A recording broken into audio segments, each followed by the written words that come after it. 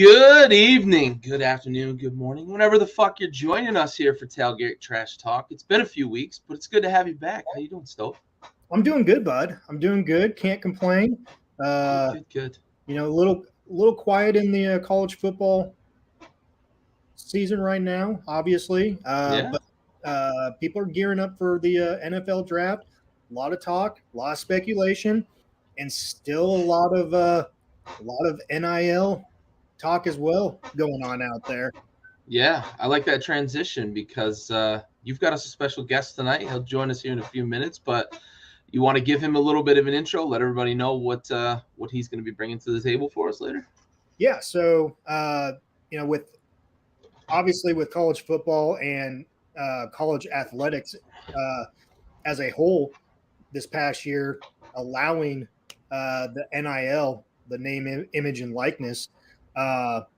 I got a buddy that he and his younger brother and I played baseball together throughout our years, know him and his family quite well. And he works for a company called Opendorse, based out of Nebraska, and started by a couple Nebraska boys.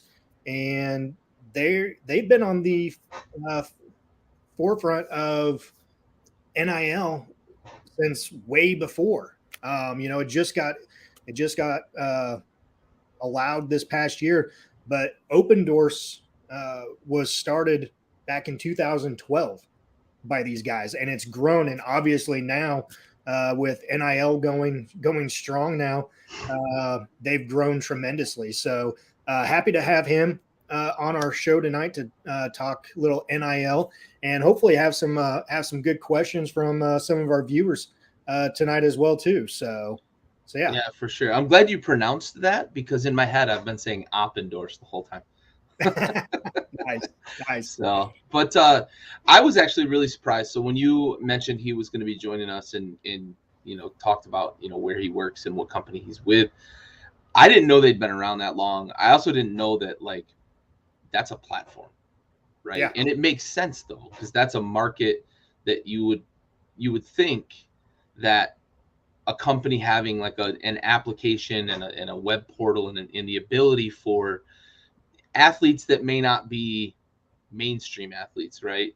That can look at this application, they can look in this portal, and they can find companies that are looking for athletes to do endorsements, and they can put themselves out there as athletes looking for opportunities to do endorsements. I think that's a really neat niche opportunity, and not to say that they don't have a lot of big names, because I saw some people on the website that had worked through Opendorse that had, obviously they've got some clout, but I think the ability for athletes to be able to say, hey, I want to get into doing some endorsement, but I don't have an agent that's willing to do the footwork for me, right? To do the grunt work, because I'm not an Aaron Rodgers, I'm not a Tom Brady, I'm not a Patrick Mahomes. Yeah.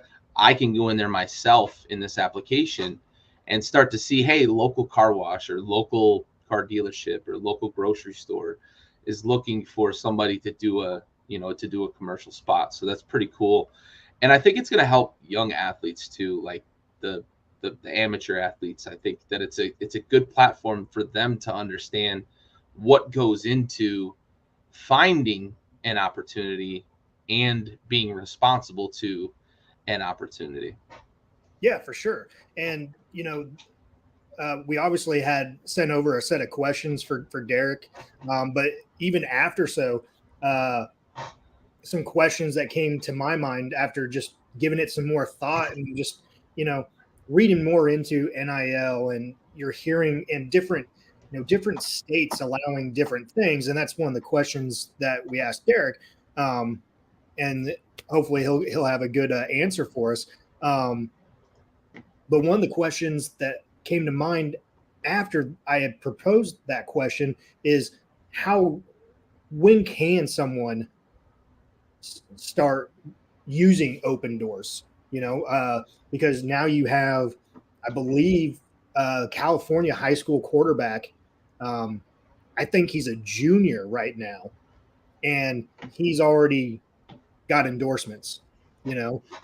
So can he start using that platform? Is there an age, a certain age to where they can, or once they start enrolling in college, can they start using Opendorse and using their platform and everything?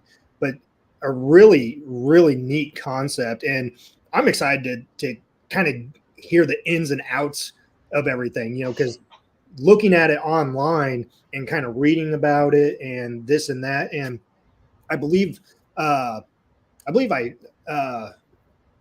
watched a podcast with the founders on it, Busting with the Boyz, this past summer, early fall during college football season, and they kind of dove into some of these questions as well too, and just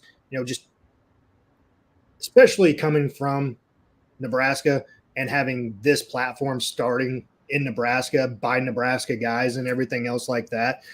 For me, it's pretty cool. So yeah, I'm excited, man. I'm excited to hear what Derek has to say about the ins and outs of everything, and hopefully just kind of shed a light for anyone watching out there too. What are the proper steps that you need to go through, especially if you're a high school student right now? What are the proper channels and everything so you don't become ineligible or have those endorsement compensations taken away from you too. Right. So yeah, that's a good point too, right? We talk about amateur athletes, and often our head goes immediately to college athletics, but amateurism is now, now that NIL is a thing. Like you mentioned, the high school quarterback, and we used to, the NCAA clearinghouse, we had to fill out paperwork, right, just to go play sports in college, and in that paperwork, that there was the question of, have you ever taken money for endorsing a product, or based on your athletic abilities, right? And now that question is irrelevant, but what is it that could drive somebody to the point of violating what's allowed by NIL? Because it's not just a free-for-all. And I think that's where Opendorse and in this platform can really help those athletes in their freshman season, especially in college, but also those high schoolers that are in, you look at California, you look at Texas, you look at Florida. High school football is a religion in those states. And I know they're not the only states. There's other states that Ohio claims they're the football capital of the Midwest, but they're not Texas, they're not Florida. But these high schools, the Texas high school football coaches make a lot of money. Yeah, they're paid professionals, right? They may teach a class at the high school only because it's a requirement, and they teach gym class, right? Or they teach study hall or something like that, right? Art Briles wasn't teaching fucking high school chemistry when he was coaching in Texas. So, if they're willing to foot the bill, boosters for high schools are willing to foot the bill to pay a college or a head coach, good money. I can't imagine how quickly they are to, go pay Booby Miles a bunch of money to come do a commercial shoot down at the local car wash, So understanding what those rules are and how that works, I think, is something that a lot of high school players, it's a learning process and a learning curve for them, but platforms like this, I think, can help a lot. Yeah, for sure. And, I think you mentioned it or alluded to it, every state's different. Not every state is the same. And, some states allowed it and then they repealed it. Alabama is one of them. And, they just basically just left it up to the institutions to monitor that. So it's crazy, especially in the state of Alabama, and Alabama football, that institution is basically monitoring that. I mean, some big money, especially, and you heard it last year at the start, from day one when NIL became legal. You heard it from day one for their quarterback who hadn't even played. The guy who did yet. He didn't even end up starting. Yeah, he had $1 million endorsement, and he hadn't even played one snap at the University of Alabama. It's crazy. Yeah. It's crazy. It's just, it makes you wonder, if you were an athlete living in this day and age, what extremes would you go to? Would you go to more camps or, like all that type of thing, So yeah, it's definitely interesting for sure. And I'm sure the guys that work there at Opendorse are, probably seeing a variety of things that, they don't see on a day-to-day basis, so they may see something different every single day. And having a job like that, where it keeps you on your toes, but it's, it's sports related, it's marketing, like all this type of thing that, we as sports fans, look into and everything and talk about, has to be gratifying too. Yeah. And I mean, we've got somebody here who can answer that question for us. Welcome to the show, Derek. How are you? Fellas, good. Yourselves? Doing good, bud. Long time no see, no talk. Hey, Gary, I got to ask you a question. I've known your co-host in the background. Noel, we'll get to that too. But I've known your co-host for quite a while. Do you call him Big Stove? I do. Or, I'm not going to call him that. I'm going to call him Josh because that's his name. And I've known we like to shorten it and call him Stove, but we honor the nickname.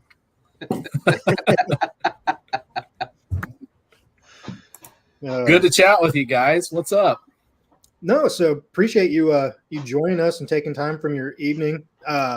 So if you could tell us, what Opendorse is and kind of where it started and how you got involved with it. Yeah, you bet. Hey, have you guys heard of Nebraska football before? A little bit. Sir. Yeah. All right. So, okay. All right. Both these guys have heard of Nebraska. Okay. So, Opendorse started in 2012, and our two co-founders, Blake Lawrence and Adi Kanalik, played football and were roommates at the University of Nebraska. And they joke about this all the time. Adi got a cup of coffee in the league with the Carolina Panthers, but Blake says that's not real football because Adi was a kicker. Now, Blake's career at Nebraska got cut short, so in his junior year, he had to give it up because of concussion issues. So Blake's, a starting linebacker in his part of his sophomore year and then his junior year at Nebraska. And he gets popped too many times and he's done. So in the course of a day, right, or a game, he goes from a starting linebacker at a Big 12 school to just a student. So he went from student athlete to student in one day. And Adi, went on, and both of them are very bright. And I say this because they're my bosses, and hopefully they catch the podcast sometime. They see all the nice things I said about them. But, they get to the end of their playing careers, and they've actually spun up a social media agency where they're working with local and regional brands on their social media strategy and, communications. And they're building their company, and they've got these brands in Nebraska who are asking them, hey, we want to work with some of the guys that you played football with. We want to have them promoting and endorsing our products or services. And so Blake and Adi are like, great. They can tap into their network of, former teammates and really get going and help these brands out that are paying them, the big bucks to help their brands on social media. So they're going out and they're trying to really book, small dollar endorsement deals with their friends. And they realize how hard it is. And it takes forever, but it's impactful. So they're measuring all of this. They're seeing that, if one of their friends, a former football player, as an influencer, posts on social media about the local car dealership or hospital group or financial services group, their engagement levels are higher on those posts than if the brand were to post it themselves. So the outcome is great, but the process to get there is very, very difficult. So Blake and Audie created a separate company called Opendorse to sort of solve that problem through technology.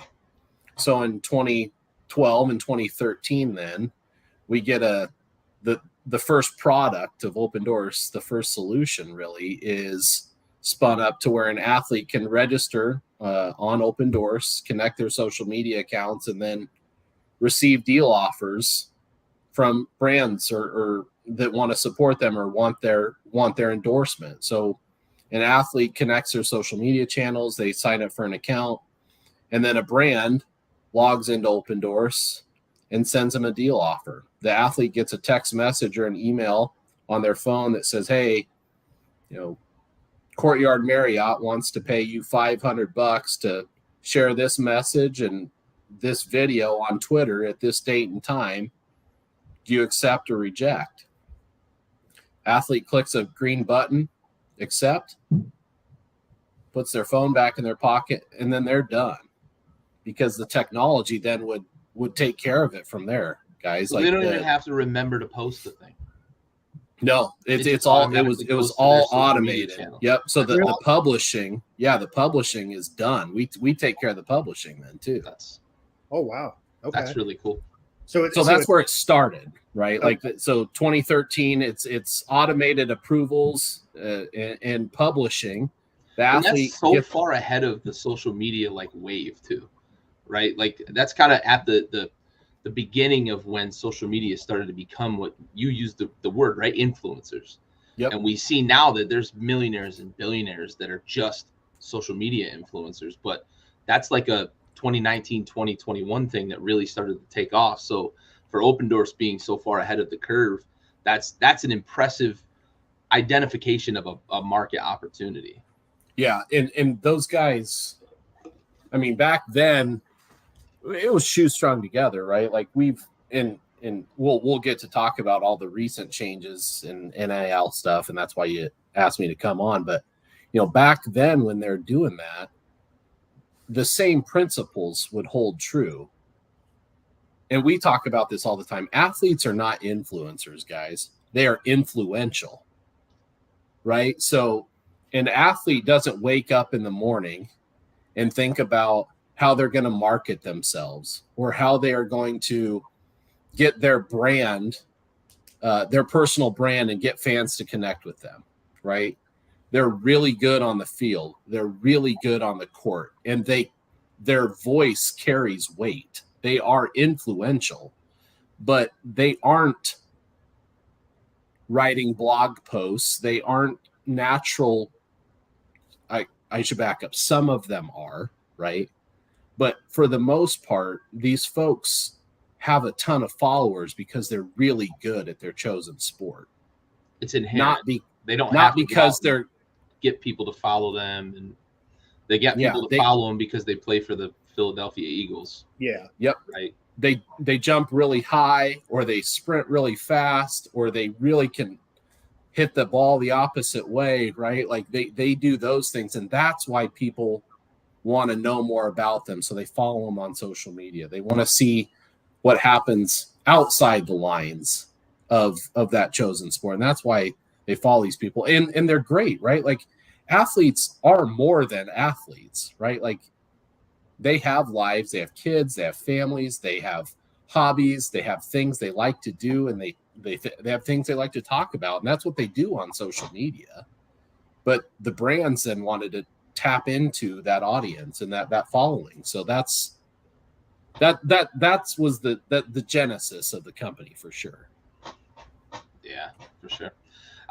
One side note too, I like that it can be interpreted. The name can be interpreted a few different ways, right? Because it's Opendorse, right, for endorse, but also like opening doors, but also open source. In for any geeks in the room that are watching, like open source means like you can utilize this in your own way, right? And for athletes and for these companies that are looking for endorsements. Maybe I'm too much of a nerd that I noticed those things, but it's just interesting that they're opening doors for these athletes, opening doors for these companies, but also it's sort of an open source platform for people to come in and utilize it in their own way. Yeah, and that's been that's part of for student athletes, right? Over the last 9 months now, we're really trying to provide tools for them to actively find people to support them. And it might be fans, it might be brands, it might be national brands, it might be local brands, but where we exist is to provide them the tools and the opportunity to do that. And yeah, you've got, like, I'm always repping the brand here. I've got the doors, the Opendorse logo. They got the doors open here. And now I didn't mention, that you're right on the open and the endorsements, and that's right on. Like that is, that's the history of the company. But Blake and Audie's first company, that social media agency, was called Herdat. It still exists today, but the genesis of that name was, do you guys ever see the movie Pineapple? Yeah. You got, yeah, Gary. I don't even have to Pineapple Express, right? Like that's how they started their first company. But you have to remember, guys, they were 20 and 21 years absolutely. old at the time. Absolutely. I can imagine what I would have named my company when I was 19 or 20. Right, exactly. It's like they start their first company and it actually takes off, and then they're like, well, yeah, we have to tell people how we got to the name, and that was still during Pineapple the MySpace era too. That was the MySpace transitioning to the Facebook, back then. That's it. That's right on. But so real quick, Derek, you kind of alluded to it a little bit with your explaining of where everything started with Opendorse. So take us through the process then. Gary and I, okay, we're seniors right now in high school. Okay. What's the process then for us? We're going to, our local D1 college, as athletes. Sure. What's the process then for us to get on this stage and, go from there? Yeah. So Opendorse is free for anyone to sign up for on the athlete side. Opendorse is free for athletes. So you can sign up right now, Josh and Gary. You guys could go to Opendorse. You could create an account. You could list your services as retired athletes if you wanted. Like, and I've seen the guy in the green shirt play before, so I've seen that. But no, like, athletes can sign up on their own, or they could be invited by, the team or the school that they're going to play for.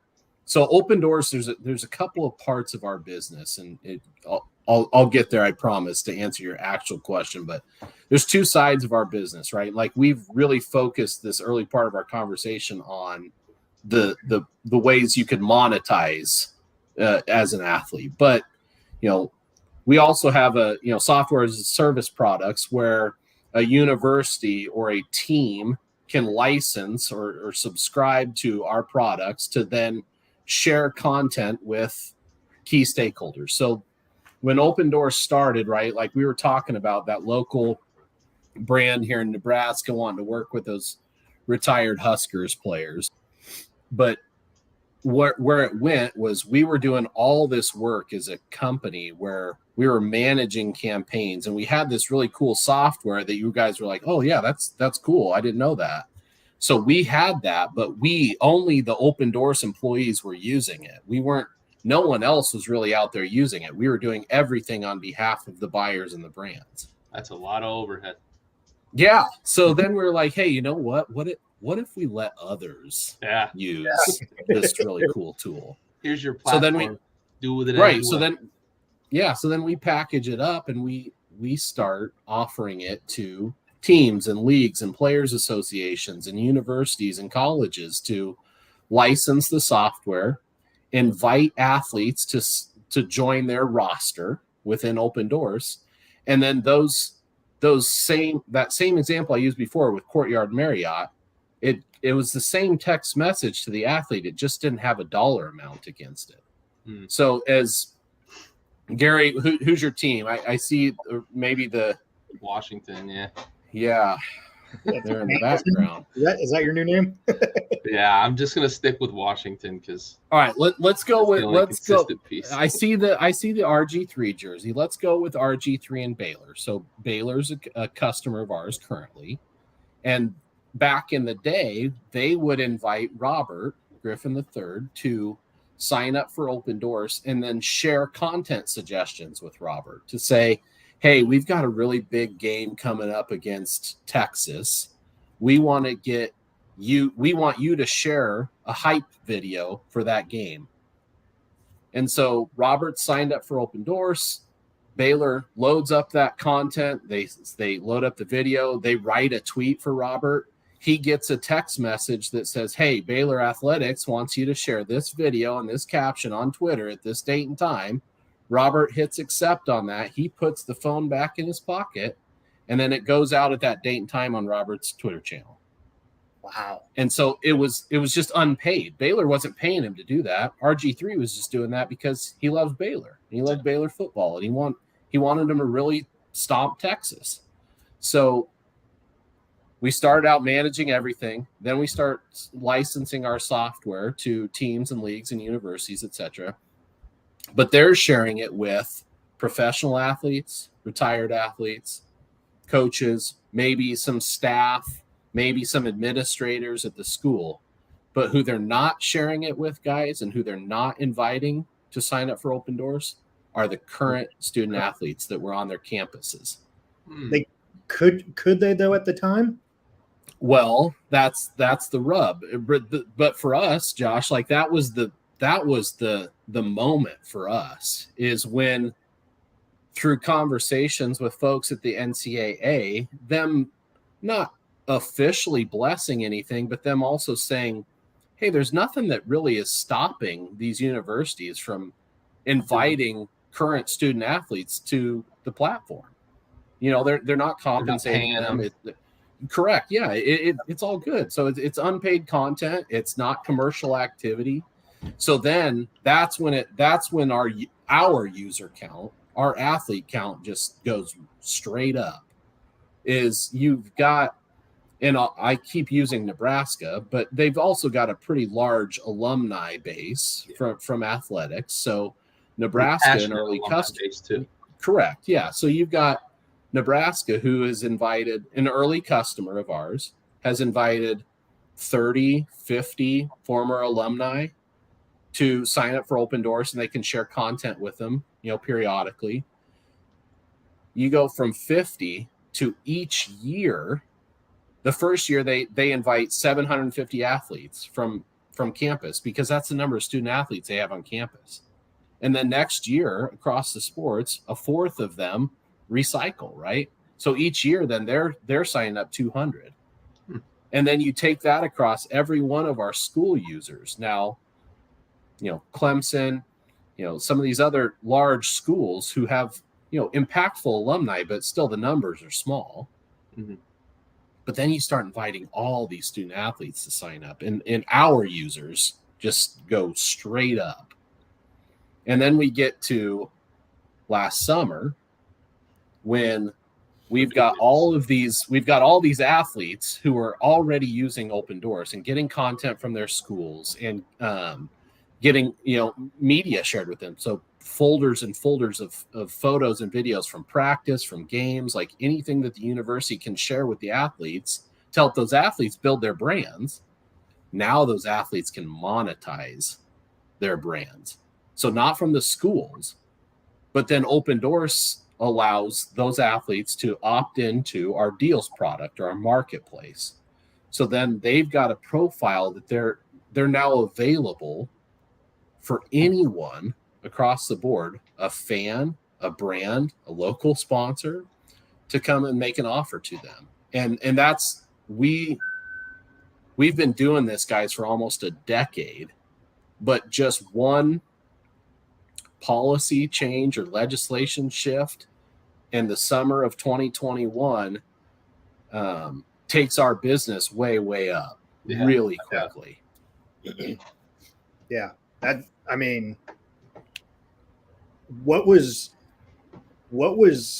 your spike that you saw, like the moment that happened, like within that first week of that legislation changing, what would you say your percentage of athletes went up?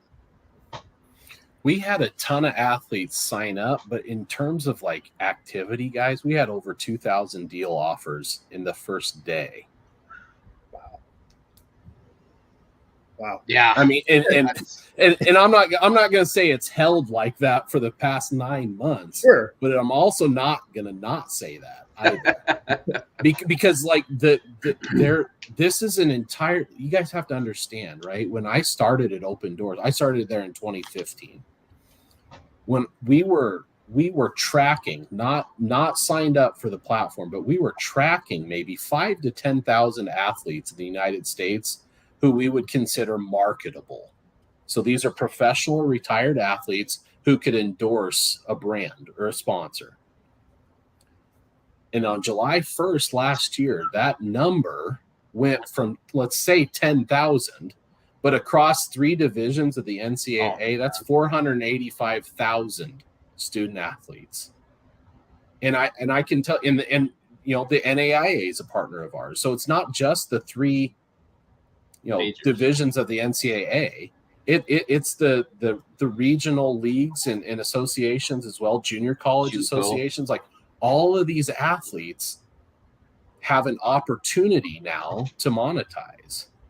And so, Josh, like that was the spike for us, is for sure just overnight the market, the available inventory for athletes to work with went from 10,000 to 500,000. Like a major acquisition.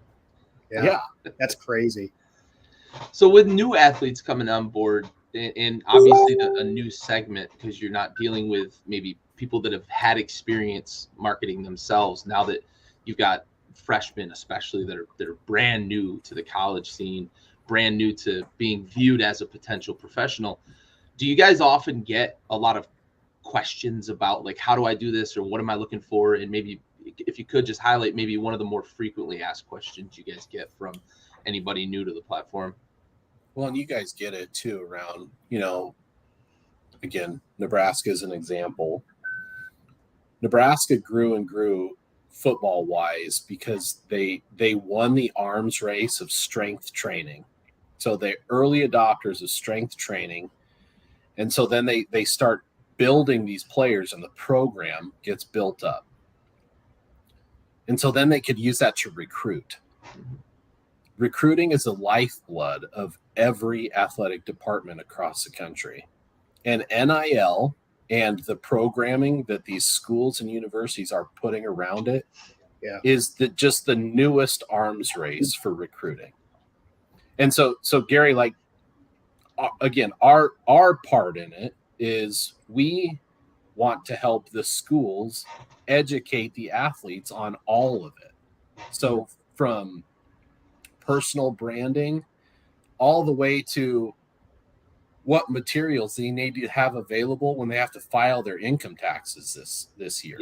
Yeah. Oh, wow. So all the way through it, we're putting together programming and resources, but it's awesome how the schools are,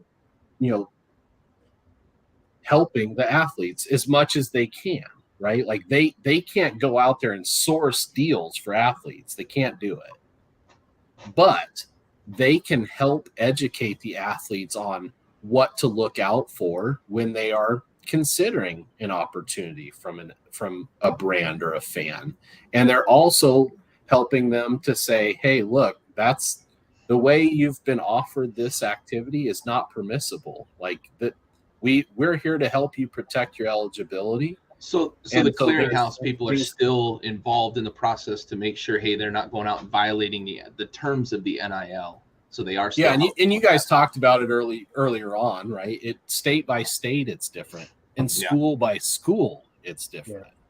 So compliance departments across the country have had to quickly, right, add to their arsenal around their understanding of this space. And so they're on the lookout for, and there's different policies at the school level and the state level, but in summary, these athletes are disclosing these NIL activities to the compliance departments at their school, and the school's saying, yep, you're good. This doesn't look like it's going to impede your eligibility or anything along those lines, but they're not out there sourcing these deals for these athletes. That's across the board, whether what school you're at or what state you're in, that's not allowed. They just let the boosters do it. Yeah. So two quick things here, real quick, Derek. So during this past season and with the podcast, I have some connections with a couple of customers of mine down in Florida, and one of them, his daughter goes to UCF, who her roommate was actually dating a football player. And so we kind of talked via her dad, my customer, and tried to get him on the podcast.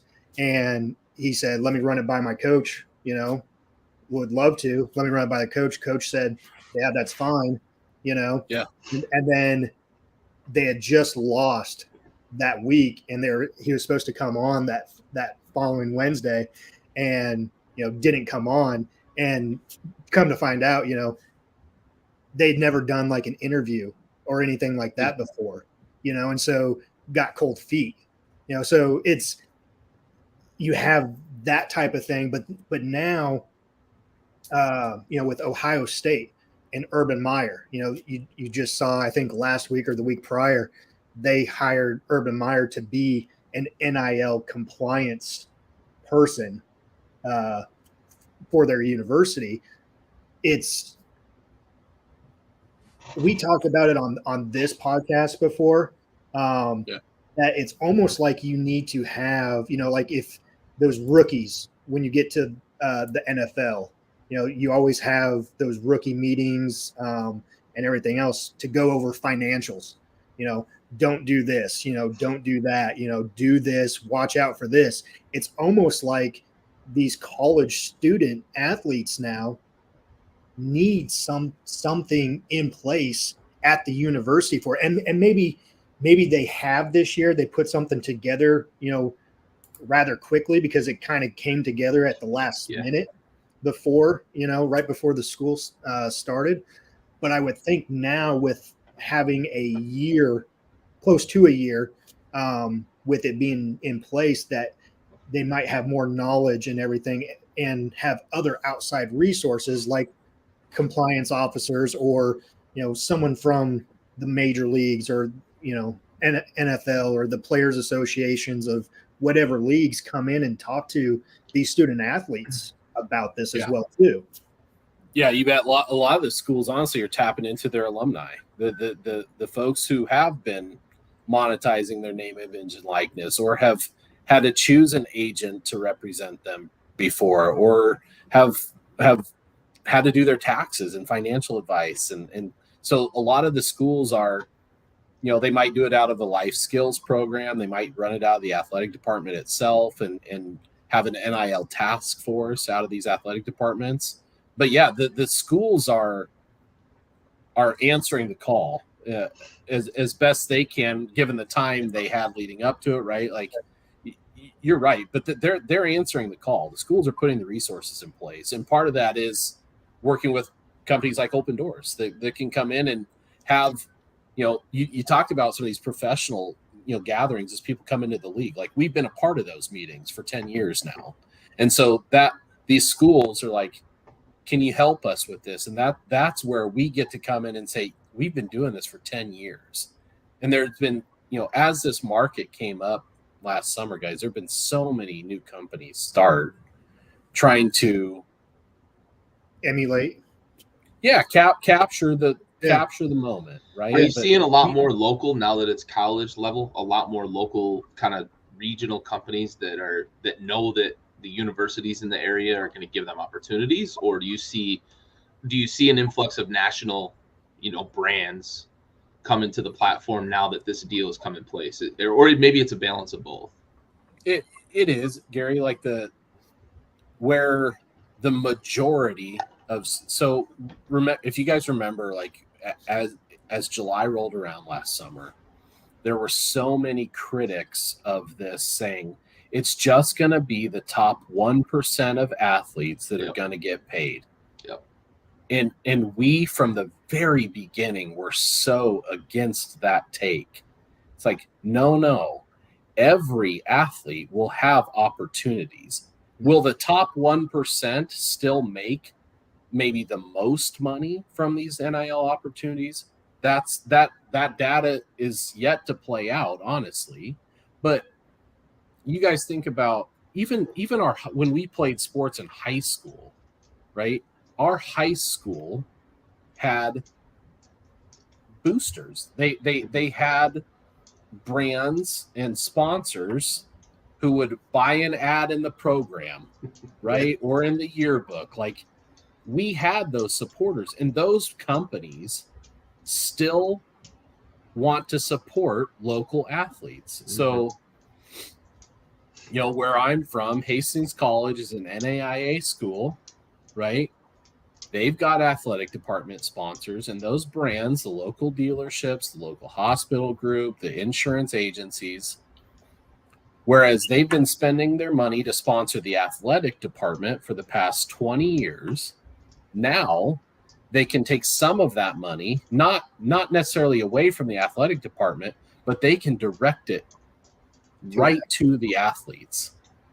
So it's not a huge amount of money. It's walking around money, guys. It's $30. It's $50. It might be a gift card. It might be a, hey, come in and you can have dinner on us tonight. Yeah. Like it's we're not talking about 7-figure deals. That's not the majority of the deals, guys. Yeah. We're talking about $50. But that means that would have meant a lot to me in college. You got that right. That's right? Beer money for the weekend, yeah. Yeah, and so it's all these critics were out here saying, well, none of these Division III athletes are never going to get paid. Like, the hell they aren't. Like, right. They're sponsors for every Division III athletic department out there. And there's fans, there's, if I can put my name on the back of a T-shirt, and I'm a Division III lacrosse player, let's just say that, right? If I can put my name on the back of the T-shirt, you know how many people are going to buy that? How many people do you have in your family? Like, they're all going to want that shirt. Every one of them. Yeah. It says the name of the school on the front and their name and number on the back. Every one of their family members is going to want that shirt. Yeah. My family bought the shirts without my name on them. So I know that they would have bought the shirts with my name on them. Yeah. So you're absolutely right. And they probably would have bought more of them with my name on them. The athletic department gets their cut on the shirt. I get my cut for NIL, but everybody makes more money that way. But that example, Gary, is actually perfect because I'm going to buy that shirt because I like that team regardless. Right. Yeah. But if there's a player on that team that I love, and I can get his or her name and number on that shirt, and I can support them, and they're going to get even a small cut of that $20 T-shirt purchase, that starts to add up. And those are the opportunities that now are available to these student athletes. Yeah. Instead of just buying the home jersey, I'm going to buy the home, away, and the alternate jersey. Yeah, you bet. Well, and it's funny that you gave the example of T-shirts because a lot of Nebraska players that I saw like on Twitter or Facebook or whatever, a lot of the Nebraska football players, started a Shopify T-shirt store, promoting their name, their brand, and that's, I mean, it's ironic, but you think, you market that for $25-$30, it's a $10 to $12 shirt. You're probably making, around $15 a shirt sold. Sure. After all expenses, and everything else.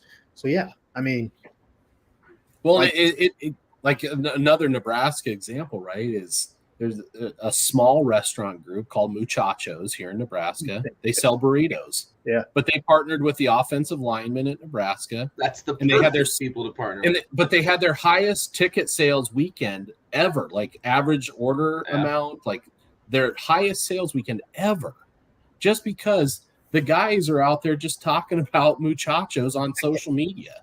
And then they show up, they take pictures. Yeah. But it's Muchachos doesn't have to fork over thousands of bucks for that. Maybe they want to, right? I don't know. But what I'm getting at here is those guys would do that if Muchachos would just give them a free burrito the next time they come in.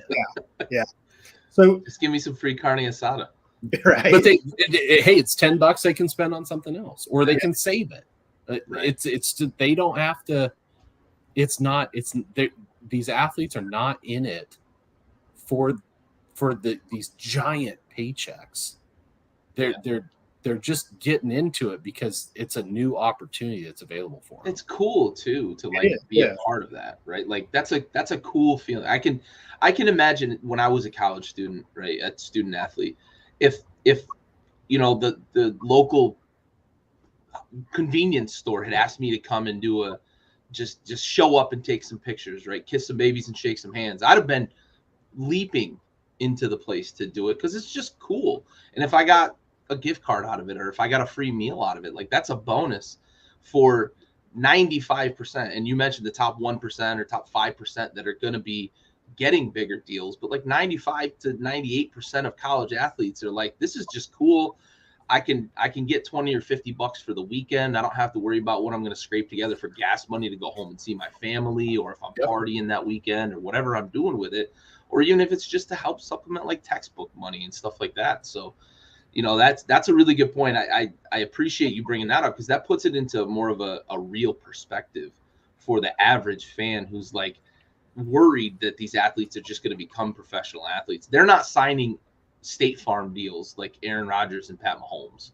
So that helps put it into perspective. And we've seen some of them are right. We've seen some monster ones reported, but the large majority are the ones that you're bringing up, right? The local place that wants to get just a little hit from the offensive lineman to sell more burritos. And let me give you a couple of like local examples too about how this is really going down, right? Like everyone has this conception about what's oh man, you know, millions of dollars and these huge contracts and all this. But let me give you guys a couple of local examples. I saw one come in last week.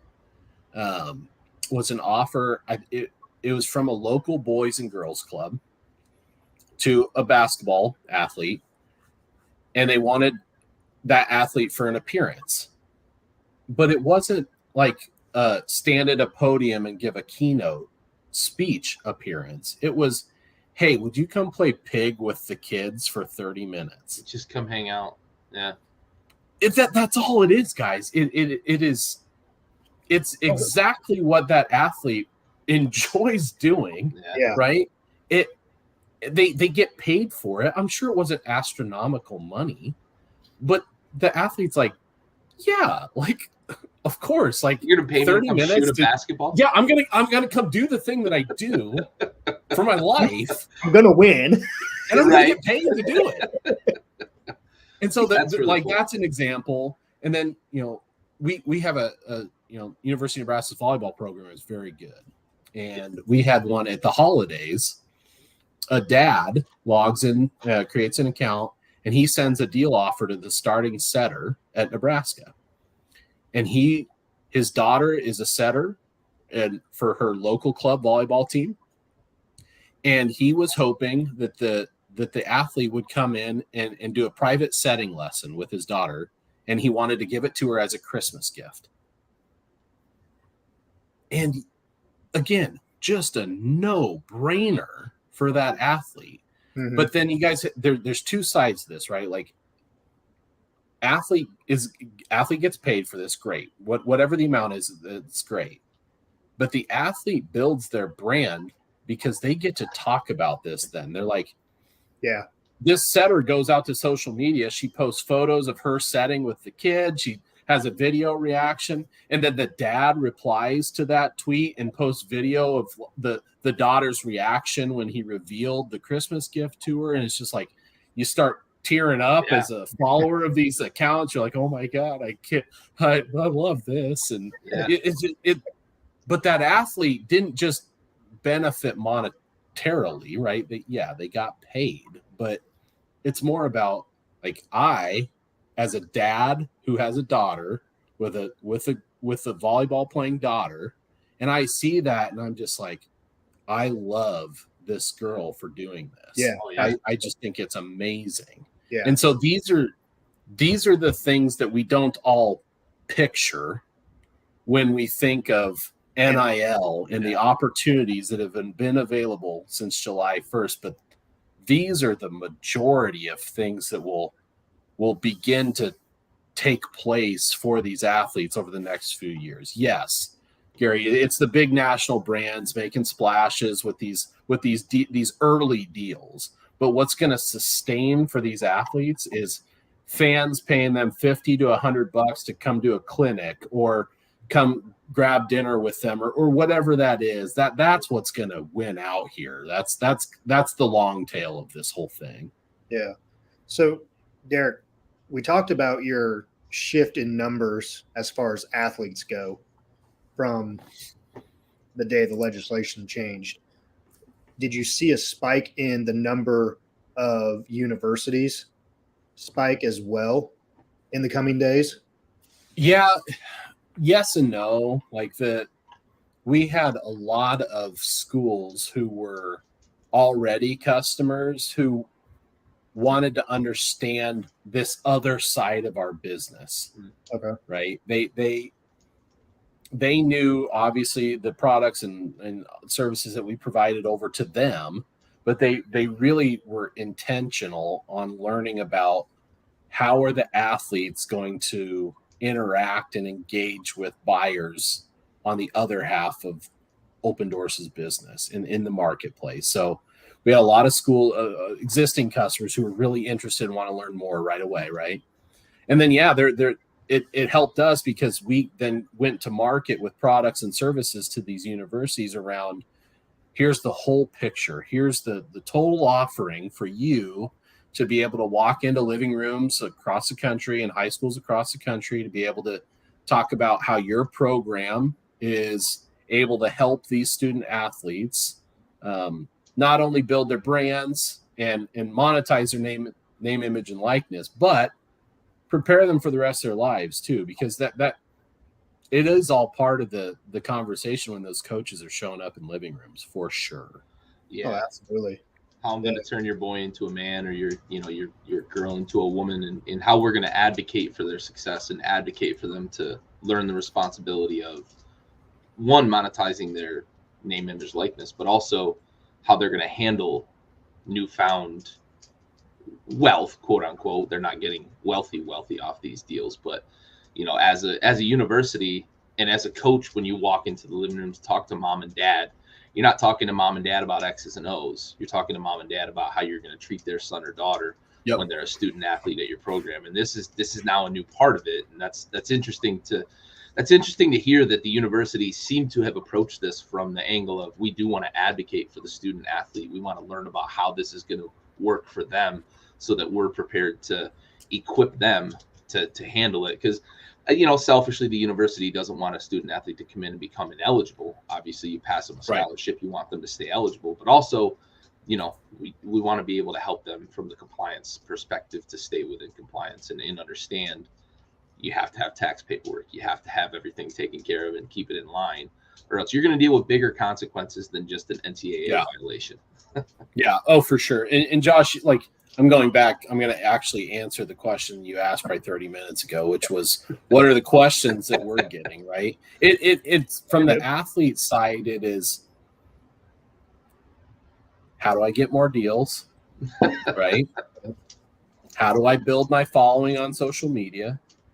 And we have answers for them. That's part of the programming that the school's providing, and some of that's through Opendorse, right? And some of it's from those task forces and those life skills programs, and and teaching them about what they need to be prepared for as, this era has changed, as these policies have changed, and the paradigm has shifted now, and the athletes have these opportunities, but the schools want to help them. Yes, there's absolutely the selfish angle of, hey, if we have the best NIL boosters and our donors, right, like we can get the best athletes in here, and of course that is true. We could be right? SMU above board. But these schools these schools are in it for the right reasons. They bring kids to campus to teach them. Yeah. It's the sports angle, it's the education angle, but it's also the life part of it. Like the schools and the coaches are in it for the right reasons. And there are bad examples, yet there are bad actors across the board. Oh yeah. There always have been, guys. This is not different. Yeah, for sure. Nothing is different. The bad actors are going to act poorly, like period. Yeah. All we exist, Opendorse exists to be a safe place for that engagement to take place. That's it. That's it. We want to provide the tools and the atmosphere for these people to do above board engagements and transactions safely and compliantly for the athletes. That's it. Yeah. Do you think, and this is more geared towards that 1% of the student athletes that are getting the bigger deals. Do you think that you may start to see some of these deals be where it's like a 2 or 3 year commitment from these athletes, and to where if they do transfer to a different school, as we all know, the transfer portal is beyond ridiculous right now. But if they do transfer, within that contract with whoever, that they have to give back, whatever, or, So part of this, you think?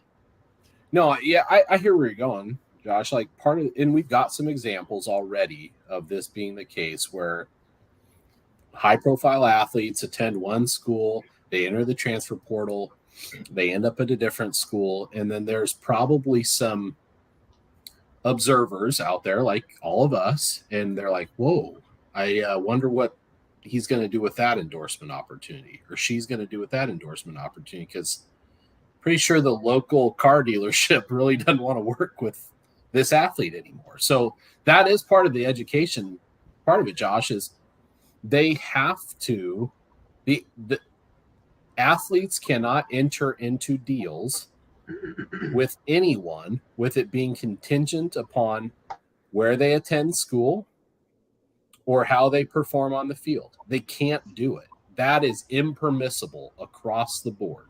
Okay. So now, am I saying that isn't maybe the understanding between it's implied them? Yeah. Maybe that is the case, but the athletes have to be smart about that. They shouldn't, maybe they don't want to enter into long-term relationships or contracts because they want the flexibility that they need. They might want to transfer. Maybe they're not getting playing time. Maybe they're homesick. Maybe, this campus life just isn't for them. Yeah. So don't enter into that long-term contract. Yes, it's really appealing, right? If you or I got a job offer and it's for 4 years and $1 million, you'd be like, that sounds really good. But you have to weigh that offer against getting rid of some flexibility there. Yeah. Mm-hmm. And that's the same thing too, guys. Any athlete, and especially their agents or representatives, when they get a deal offer, they're starting to think of, okay, if I do a deal in this category, if I do a deal with Pepsi, I'm not going to be able to do a deal with Coke. That's really interesting. Yeah. Or if I do a deal with Ford, I'm not going to be able to do a deal with Chevy. Yeah, you got to manage your portfolio. Yeah. So there are some athletes who are very astute, or they've got family members or representatives who are thinking long game. Mm-hmm. And so they don't hop at the first offer. Yeah. Because if they do, they take themselves out of play for maybe something down the road. Yeah. Interesting. For sure. So I don't know necessarily how much more time you have, but I was hoping to ask this more as maybe it's closing thoughts, or maybe it brings us into another discussion. But what's one major piece of advice that you would offer if say I was still a high school athlete and I was coming to Opendorse and I wanted to sign up for the platform, but I really have no idea what I'm doing, and I haven't had a chance to talk to the school yet to give me any advice. I'm looking for some solicited advice from the Opendorse representative. What's one maybe one or two major pieces of advice you would give to an amateur athlete before we just talked about the portfolio thing, but what else is there that I should really be considering if I'm trying to get my name out there and start to leverage some of this NIL capability? Yeah. Take care of business first, which and what I mean by that, guys, is you're there for school and you're there for sports. Like that should be first and foremost. Be a good teammate, right? Like that's what you're there for. The rest of it will come.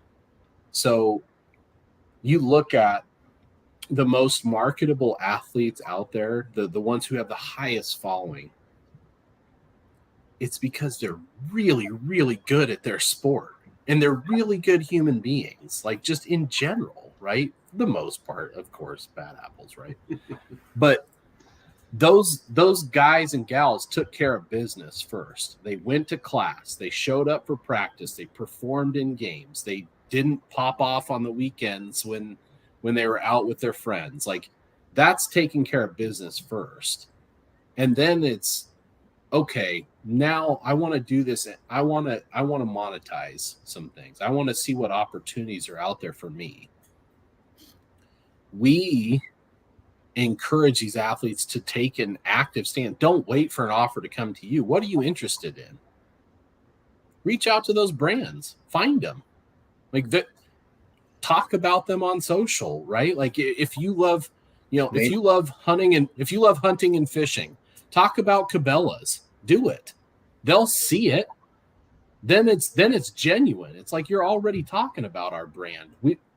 Let's bring you on as an endorser and an advocate for us. Like for us, it's just be yourselves, but you have to do it in a way that someone notices. And I'm being very like it's small things too, right? When you sign up for your Twitter account, if I go and search your name and I can't find you, that's a problem. Yeah. So your handle, this is very 101 stuff, but it's like your Twitter handle should be your name or a variant of it. Yeah. Yeah. And your avatar photo should be a picture of you so people know what you look like. And what you talk about online should be the things that you're interested in. Like this is very basic stuff, but so many people don't do the basics. Yeah. They don't talk. They don't have social media. Number one, like that's crazy to think about now. Yeah. But there are still athletes out there that don't have social media. Yeah. And I'm not saying sign up for social media so you can build a brand and monetize it. I'm saying if that is of interest to you, that is one place where a lot of athletes are finding success in garnering endorsement opportunities. It's a pretty vital piece of the puzzle. Yeah. I'm stealing that lesson, by the way. I teach a course on content management systems, and SEO is one of those principles. I'm stealing the social media aspect. Like, if I can't find you on Twitter, you're not doing it right. If your company name is your handle or those sorts of things, like that makes so much sense. But you don't think about that stuff when you make a nickname, right? I put a nickname up there, and nobody knows that it's my childhood nickname, right? Yep. How do they find me if I'm not talking about myself or I'm not talking about my interests, and my handle doesn't reflect that? That makes so much sense. And it's like even our names across the bottom of this screen right now, right? If those were our Twitter handles, We're finding you, not us. Gary and I are good, but hey, I'm good too, bud. I'm good too. I'm not searching. If I'm looking for Josh Stovall, I'm You're not looking going for to the Twitter big and typing stove. in He's Big on Stove. there. Big Stove not is on happening. there, bud. He's on there. But you guys get the concept, though. If I can't find you, I can't follow you.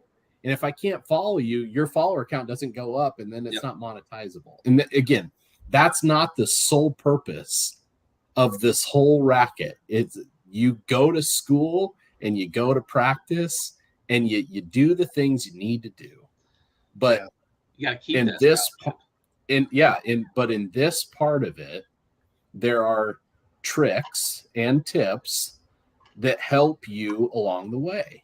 And a lot of it is just to be yourself, honestly. It's like, hey, are you interested in music? Do you talk about music a lot on your channel? Well, there are record labels out there that want influencers or influential people to share new music, and they'll pay them to do that. Like, those things happen. Or there are fitness companies that notice that Big Stove, he's a workout warrior, right? Like he always posts videos of his workout. Well, it's like, yeah, the fitness company wants to work with Josh because he's already talking about their stuff on social, or it's appearing in the background, or his protein shake that he drinks and the mixer bottle like has the brand on it, product like placement. Yeah, Exactly. but that is exact. It's so basic. Yeah, it's the stuff you're already doing. Yeah, but now they're just able to get paid for it. Yeah, so it's so much more organic. The way you describe it, it's much more organic than it feels like for the common observer, right? For the people that aren't familiar with this, that don't do this, that aren't endorsing products. It's just that the way you describe it makes it feel so much more just natural and organic to be successful. But some people are really uncomfortable. Some people are uncomfortable sharing their everyday life for whatever reason, right? And so if they don't do that, you never know that Josh is a workout warrior. Yeah. You never know that you're a Washington football team fan, right? Like, if you never talk about that stuff, then no one knows it. But on the flip side of that, if you're on social media and you post once a day, even it's just something that is you're normally thinking about. It's the sport that you play, the music that you listen to, what your workout routine is, what you had for lunch and dinner, like very basic things. But that then turns into a part of your personal brand. And then those are the things that brands, they want to work with people who are authentic. They don't want to work with someone who just shows up to shill a product. They don't want that. If you're into hunting and fishing and you always are posting pictures of the fish that you caught, Rapala, they want to work with you. Pronounced. Right. Like they want to work with you because you're already talking about their rods. Yeah. Yeah. It's just very natural. It's a natural fit. Yeah. Yeah. So two-part question here, real quick. You've been awesome, Derek, and we greatly appreciate it. This has been absolutely one of the best episodes we've had all season. But can you see on your end of things what is the best marketing social platform as far as Facebook, Twitter, TikTok, Instagram? And if so, what is the one social media platform that is the best one that people are marketing and monetizing on currently? We see it on all of them. So I'll start there. Okay. A lot of times, guys,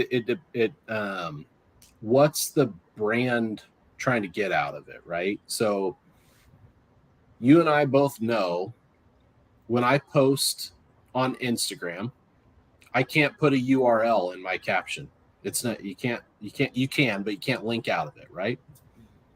And so if the brand or the person that's paying for that endorsement wants somebody to go visit a site, they're not going to ask the athlete to share something on Instagram. They're going to say, can you tweet this? Because I can put the URL right in the tweet. Yeah. On the flip side, if a brand has something very visual, or maybe they have a video, maybe they want it on Instagram, because that's they're really about awareness or product awareness. Or if they want the athlete to be themselves and just share their normal life, maybe it's a TikTok. Maybe they're making up a dance. Like we had SoFi Financial Services Company, right? They had the SoFi Money Dance, and so they wanted to work with athletes to do the SoFi Money Dance on TikTok. My money dance. Yeah, Gary knows it. So it's just very natural, right? Like you want someone to dance on video. Well, of course, I'm going to go to TikTok for that. Or if I want to share the beautiful photography of my product, or the athlete doing a sport demonstration with my product, right? Maybe I'm going to put it on Instagram. Or if I want to drive a click to a website, maybe I tweet it out. Like that's it really is about what the brand is looking for from the interaction or the engagement with that athlete. It's so right now, obviously TikTok is very big, right? It's the newest of the social media platforms that athletes are engaging with at a high rate. So we're seeing a lot of TikTok requests lately, but throughout the course of the company, right? We've had Facebook posts, we've had Twitter posts, we've had Instagram stories, we've had Instagram in feed, like the whole thing. It really just depends on what the brand wants out of it. Good deal. Good point. Yeah. Hey, you guys want to talk about something kind of funny that's just it's on topic? Always. Okay. Yeah, for sure. So when you start at Opendorse, okay, we ask a couple of questions, like how do you take your coffee, what's your favorite sporting moment, and what your high school mascot was. Okay. So I know Josh's. Gary, what was your high school mascot? Coincidentally, we were the Redskins. The Redskins. Okay. Josh, what was your high school mascot? The Blue Hawks. The Blue Hawks. Mine was the Patriots. Okay. Yep. So you're like, okay, yeah, I get it. It's loosely affiliated with sports. I can see how that's a nice icebreaker for new employees at Opendorse. But what we do. Are we becoming new employees at Opendorse now? What? Yes. What did you say? No. No, I did not offer you a job, Josh. Oh. That didn't happen. Oh, I thought you were. No one heard that. No one's going to read the transcript of this conversation and think, oh, Derek definitely was offered Josh a job. No, so what we do fairly regularly, we'll call it annually, is we have a mascot battle. So right now, we have taken all of our employees and all of their high school mascots and put them in a bracket. Nice. And then the idea is you argue for why your mascot would defeat this other mascot in battle. And then it goes down to the final four and the two. So right now we're in the Sweet 16, guys, of our mascot battle. I'm out already. I'm out. You're out? I lost to the Storm last night. How? Like, really? I don't know. Like I thought I took a good tact on this, but so I gotta tell you guys, I know I got Josh's mascot. Like I know I got him. Gary, like I don't know, like yours a tough one. Yeah, I mean, other than the fact that the early Patriots did kind of wipe out a lot of the native population, but known to be warriors and really good in battle. So hey, who you know who my dark horse is on this thing right now? The Storm is actually a pretty good one, but my dark horse is the Rockets. Oh yeah, like I like you the do Rockets, a lot of damage with Rockets. You hey, can go to other planets with Rockets. Hey, and here's the other one: Dragons. Dragons. Mythical beast. There you go. Yeah. You've got a lot of knights, you've got a lot of animals, wild cats are kind of scary. You've got, the thunderbolts, like the titans, like these things they're good, but I don't know. The dragons is kind of like which kind of dragon though, Derek? That's the thing. You have the ability to state your case. Yeah, it could be. Yeah. It could be. I wouldn't want it to be a friendly dragon, but I would probably argue for, Game of Thrones dragon. But but that's what we're doing right now. So I was just gonna ask you guys, what your high school mascot was. So it's kind of like a take off the Capital One mascot challenge. I like it. Yep, it's the arguments get pretty intense. They get heated. Yeah, I can imagine. Yeah. So how is it decided? Is there like a vote, or is there? Yep. So we all vote. Okay. We are voting. It used to be by a show of hands because we were doing things in person, but now we're all spread out across the country and operating a lot digitally. So we vote digitally on who we believe is the winner. So we'll all maybe you'll have to follow up and ask who won, but I think the Dragons are going to win. Yeah. That's a tough one. That's a tough one for sure. They breathe fire. Exactly. And they can fly, and they're massive. Like the whole thing, like they've got a lot going for them. But no, I bring that up, but it's mostly to talk about this thing that we've built. We've got, there's about 100 people now working at Opendorse. So we started in Lincoln, but we've got people across the country crushing it for us every day.